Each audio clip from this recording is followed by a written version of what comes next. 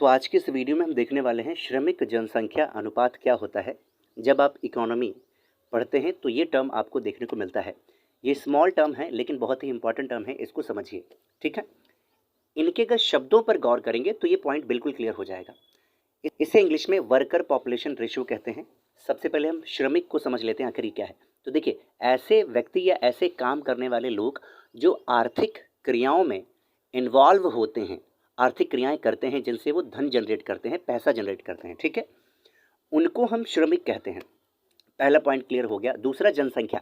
जनसंख्या किसी निश्चित समय और किसी निश्चित स्थान पर जब हम लोगों की संख्या को, कितने लोग हैं वहाँ पर, मनुष्य रह रहे हैं, उनकी संख्या को जब हम काउंट करते हैं, लास्ट में जो नंबर निकल के आता है कि भैया इतने बच्चे हैं, इतने पुरुष हैं, इतने महिलाएं हैं, टोटल नंबर जो निकल के आता है उसको हम बोलते हैं जनसंख्या, वहाँ की जनसंख्या।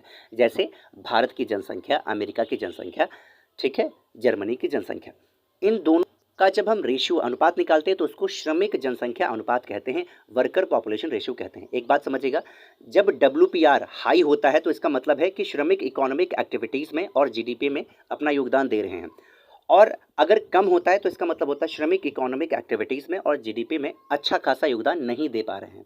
तो जिस देश का WPR हाई होता है, अच्छा माना जाता है, वो अच्छा संकेत होता है। इसका एक फार्मूला होता है, worker population ratio equal to number of workers upon total population.